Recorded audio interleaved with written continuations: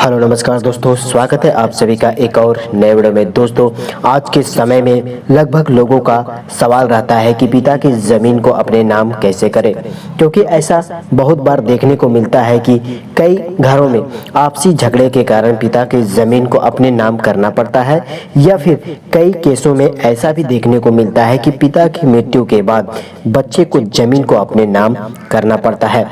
आज इन दोनों स्थिति में आपके साथ कोई भी एक स्थिति बन जाती है और किसी कारणवश आपको भी अपने पिता की ज़मीन को अपने नाम करना है, तो यह वीडियो आपके लिए काफ़ी फायदेमंद होने वाला है, क्योंकि इस वीडियो में हम आपको बताएंगे कि पिता की ज़मीन को अपने नाम कैसे करें। चलिए वीडियो को शुरू करते हैं।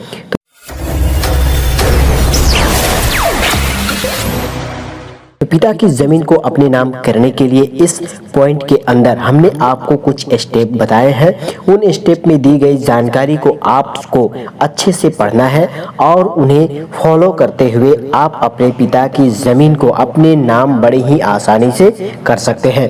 अगर आप अपने पिता की ज़मीन को अपने नाम करना चाहते हैं तो आपके लिए यह वीडियो बेहद महत्वपूर्ण साबित हो सकता है, क्योंकि अगर आपके पिता ने उस ज़मीन की कोई वसीयत कर रखी है तो आपके लिए यह काफ़ी आसान हो जाएगा कि वह ज़मीन आपके नाम हो जाए, क्योंकि वसीयत के अंदर साफ साफ लिखा होता है कि ज़मीन किसके नाम होनी चाहिए। लेकिन जो वसीयत लिखी जाती है वो वसीयत पिता की मृत्यु के बाद लागू होती है, यानी कि वसीयत लागू होने में काफ़ी समय लगता है और वसीयत से आपको अपने पिता की ज़मीन हासिल करने में काफ़ी टाइम लगेगा।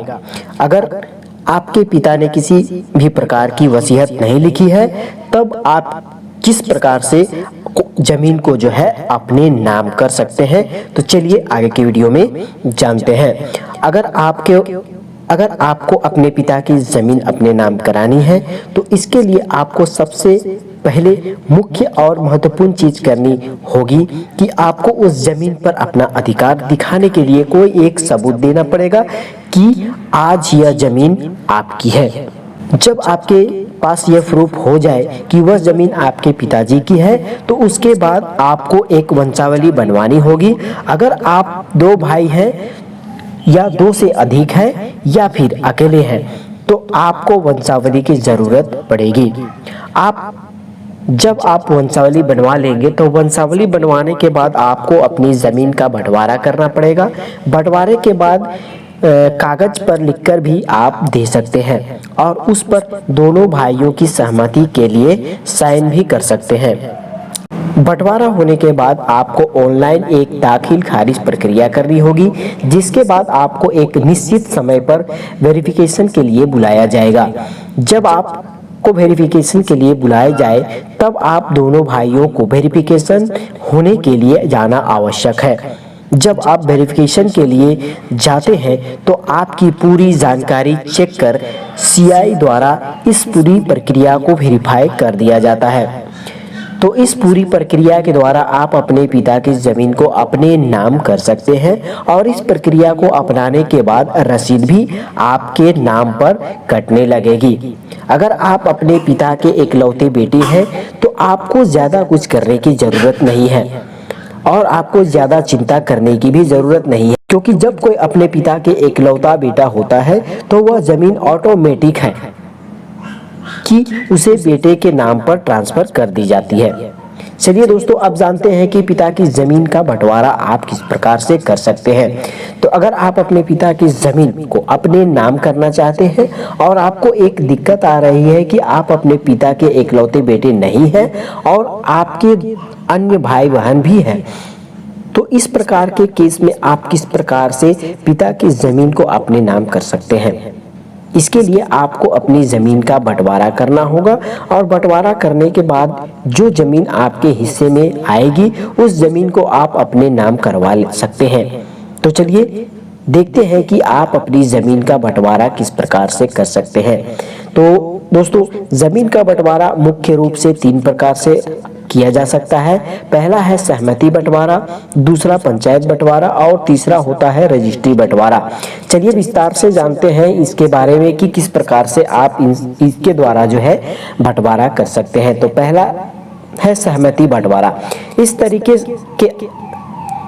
तरीके के अंदर आपको अपने सभी भाई बहनों और आपसी परिवार वालों के साथ बैठकर आपसी डिस्कशन करना होगा।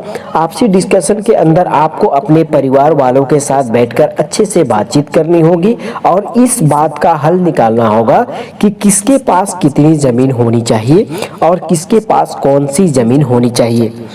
इन सभी बातों का हल निकालने के लिए आपका आपसी सहमति बंटवारा हो जाएगा। दूसरा है पंचायत बंटवारा।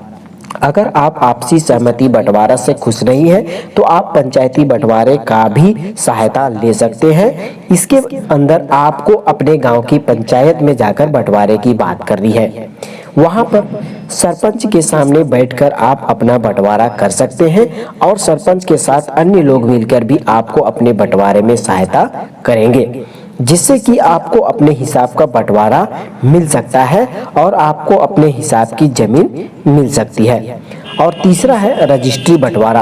अगर दोस्तों आप इन दोनों तरीकों से ही सहमत नहीं हैं तो आप इस तरीके का सहारा ले सकते हैं। इसके बाद आप रजिस्ट्री ऑफिस में जाकर अपने बंटवारे की बात कर सकते हैं। वहां पर उपलब्ध ऑफिसर आपकी बात से सहमत होकर आपका बंटवारा करने में सहायता करेगा। रजिस्ट्री ऑफिस अपने कुछ साथियों को आपके घर पर भेजेगा और आपके घर के आसपास के लोगों से आपकी पूछताछ की जाएगी। उसके बाद पूरी पूछताछ करने के बाद रजिस्ट्री ऑफिसर आपका बंटवारा एक अच्छे तरीके से कर देगा। तो इन तरीकों का सहारा लेकर आप अपना बंटवारा बड़ी आसानी से कर सकते हैं। तो दोस्तों, ये जानकारी आपको कैसा लगा कमेंट सेक्शन में जरूर लिखें और ऐसे ही इंटरेस्टिंग वीडियो के लिए चैनल को सब्सक्राइब करके बेल आइकन को प्रेस कर लें ताकि हर वीडियो का नोटिफिकेशन सबसे पहले आप तक पहुंचे। तो चलिए मिलते हैं एक और नए वीडियो में, तब तक के लिए जय हिंद।